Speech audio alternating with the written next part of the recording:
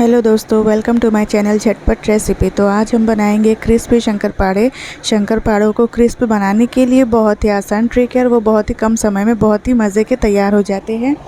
तो इसके लिए हम इसके लिए स्टार्ट करते हैं। यहाँ पर मैंने एक बड़े बर्तन में ले लिया था मैदे का आटा। अब मैं इसी प्याले की मदद से आपको सभी मेजरमेंट परफेक्टली बताते जाऊँगी। तो मैंने इस प्याले से 3 प्याले भरकर मैदे का आटा ले लिया था और 1 प्याला भरकर मैंने यहाँ पर सूजी ले लिया था। उसके अलावा यहाँ पर हम थोड़ा सा सॉल्ट ऐड कर लेंगे। तो मैंने आधा टीस्पून सॉल्ट ऐड कर लिया था और 3 छोटा टीस्पून मैंने हरी इलायची का पाउडर इसमें मिला लिया था। अब यहाँ पर हमने पानी नहीं मिलाना है। सबसे पहले हमने देसी घी से इसे अच्छी तरह से मिक्स कर लेना है पूरे आटे को मिलाकर। जिससे क्या होगा कि हमारे जो शंकरपाड़े बड़े ही क्रिस्पी और बहुत ही मज़े के कुरुम कुरुम बन जाते हैं। तो हमने पहले देसी घी को मैंने कम से कम आधे प्याले के करीब यहाँ पर देसी घी मिलाकर इसे अच्छी तरह से मालिश कर लिया था। तो आप देखोगे मालिश करने के बाद इसका लड्डू हमारे हथेली में अच्छी आसानी से बन जाता है। तो समझ लीजिए कि आपका जो आटा है वो बिल्कुल क्रिस्पी होने के लिए तैयार है। इस तरह से लड्डू बन जाना चाहिए। अब इसके बाद हमें क्या करना है, इसके बाद हमने यहाँ पर डायरेक्टली पानी नॉर्मल वाला नहीं मिलाना है। हमने या तो आप पानी मिला सकते हो, बट वो थोड़ा हल्का कोमा होना चाहिए, हल्का गर्म। अदरवाइज़ आप इस तरह से चाशनी भी बना सकते हो। तो चाशनी हमें 1 या 2 तार की नहीं चाहिए। हमने बस हल्का सा पानी में शक्कर डालकर हल्का सा उसे गर्म कर लिया था और हल्के गर्म पानी को हाथों की मदद से आटे को गूंथते गए। यहाँ क्या होगा, हल्के गर्म पानी से जो है आटा थोड़ा सख्त होगा। तो आटा सख्त ही चाहिए। इसके लिए हमें जितना सख्त होगा उतने क्रिस्पी बनेंगे। हमने यहाँ आटे के डो को नरम बिल्कुल भी नहीं करना है। तो मैंने उसी प्याले के मेजरमेंट से यहाँ पर 2 प्याला भरकर शक्कर पीसी हुई ले ली थी और मैंने 1.5 प्याला मैंने पानी डाल दिया था। उसे हल्का गर्म करके उससे थोड़ा थोड़ा पानी मिलाना है, जितना ज़रूरत हो उतनी ही। तो हमने यहाँ पर आटे को बिल्कुल सख्त गूंद लिया था और मेरे पास वक्त था तो मैंने 1 घंटे के लिए इसे रेस्ट पर छोड़ दिया था। आपके पास वक्त ना हो तो कम से कम 10 से 15 मिनट के लिए रेस्ट ज़रूर दीजिएगा इसे। तो इसके बाद आप देखोगे जो हमारी सूजी है और मैदा है वो फुलकर और कड़क हो गया था आटा। अब कड़क होने का क्या करना है, हमें थोड़ा हल्का सा सूखा आटा लगा लेना है ताकि हमारे हाथों पर चिपके ना।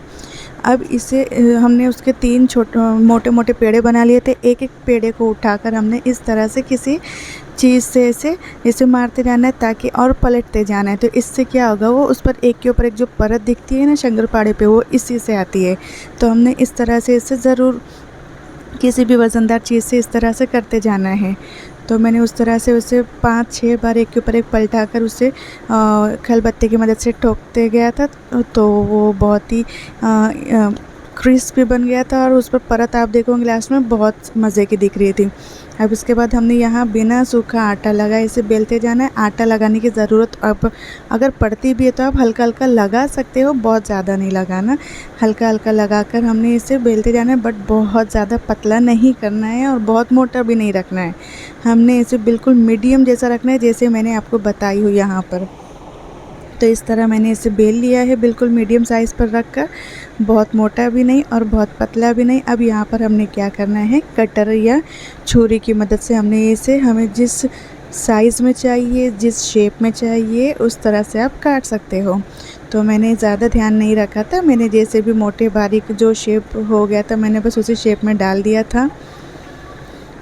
बिकॉज़ मेरे पास इतना टाइम था नहीं, तो मैंने बहुत ही कम समय में बहुत ही मज़े के बन भी गए थे और बहुत ज़बरदस्त बने थे। इतने क्रिस्पी लग रहे थे खाने में और ये बिल्कुल झटपट बनने वाली रेसिपी है। आप इसे ज़रूर ट्राई कीजिएगा।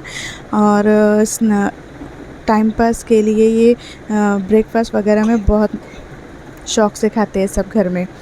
तो इस तरह से हमने इसे कटिंग कर के एक बड़ी प्लेट में रख लिया था। अब यहाँ पर जब तक मैंने क्या कर लिया, जब तक यहाँ पर ये मेरे बनकर रेडी हो रहे तब तक मैंने वहाँ पर तेल गर्म करने रख दिया था। तेल का याद रहे बिल्कुल भी हाई नहीं होने देना है, बिल्कुल नॉर्मल टेम्परेचर पर जैसे आ जाएगा तो उसे पहले मीडियम फ्लेम पर रख देंगे। उसके बाद हमने एक एक करके इसमें शंकरपाड़े डालने हैं और शंकरपारे डालने के बाद यहाँ पर आप यहाँ ध्यान रहे कि तेल बिल्कुल कम भी नहीं होना चाहिए। अगर ये कम रहेगा तो क्या होगा, वो शंकरपारे नीचे चिपकने लगेंगे और काले काले हो जाएंगे वन साइड से। तो हमने तेल थोड़ा ज़्यादा ही क्वांटिटी में लेना है यहाँ पर और बर्तन भी थोड़ा बड़ा ही लेना है।